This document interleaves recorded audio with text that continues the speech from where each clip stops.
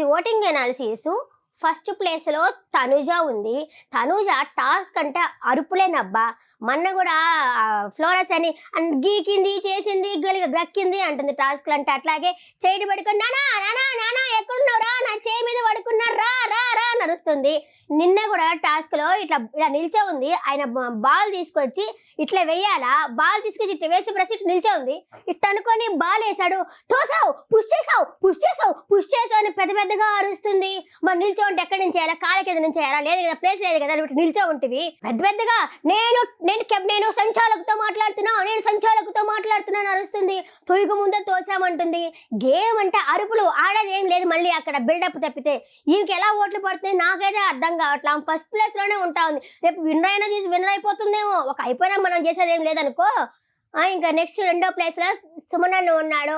సుమనన్న ప్రపంచం 1-1-1-1 సుమనన్న కెప్టెన్. నిన్న కూడా రీతు చెప్తున్నది కదా, సుమనన్న ఎలా అయినా సరే నువ్వు కెప్టెన్ అవుతావు నువ్వు అని చెప్పి అనింది కదా, ఒట్టేసా.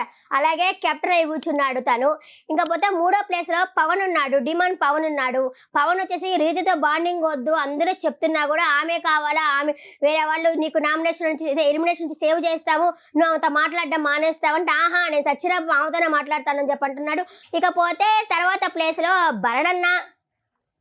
భరణన్న, రాము, దివ్య ఈ ముగ్గురు అయితే డేంజర్లో ఉన్నారు. ఈ ముగ్గురులో ఎవరో ఒకరు పోతారనిపిస్తుంది. ఈ తనుజ వచ్చి తప్పుకునింది భరణన్న ప్లేస్లో నుంచి. ఎందుకంటే ఆ ఏడుపులు ఆ పెడపప్పుల నుంచి 2 రోజులు తప్పుకునింది. దాన్ని వచ్చేసి దివ్యకి షిఫ్ట్ చేసింది. ఇంకా దివ్య అన్న మాత్రలు వేసుకో, అన్న ప్రోటీన్ పౌడర్ తిను, అన్న నువ్వు ఏడవబాక అని చెప్తాడు. ఆయన కూడా చెల్లి మనం ఏడుపుతోనే ఉండాలి చెల్లి, నువ్వేమో రీతితో మాట్లాడబాక, రీతి మనకి సంబంధం లేదు, మనకి యాంటీ ఆమెతో మాట్లాడడం నాకు ఇష్టం లేదు అంటాడు.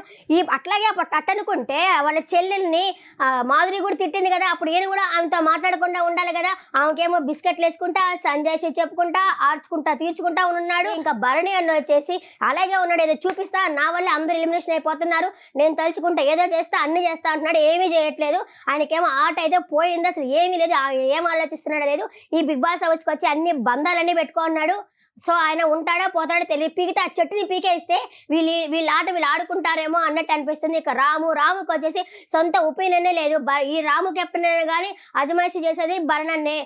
ఆయన ఉప్పిట్లోనే ఉన్నాడు, ఆయన చెట్టు నీడనే ఉన్నాడు, ఏం ఓన్గా మాట్లాడడం లేదు. ఆయన ఎలా చెప్తే అలా నడుస్తున్నాడు, ఏం ఆడుతున్నాడు. ఫిజికల్ టాస్క్ వస్తే బ్రహ్మాండంగా ఇస్తాడు రాము. కానీ భరణను చెప్పు చేతుల్లోనే ఉన్నాడు, ఓన్ ఒపీనియన్ లేదు. ఈ ముగ్గురులో ఎవరు పైన ఆశ్చర్యపడలేదు. Maybe Diwali episode no elimination పెడతారేమో, దానికి కూడా ఉండాలి. కాకపోతే ఓట్లు వేస్తున్నాం కానీ మన ఓటుకి ఎవరు వాల్యూ ఇచ్చారు, ఎక్కడ వాల్యూ ఇచ్చారు,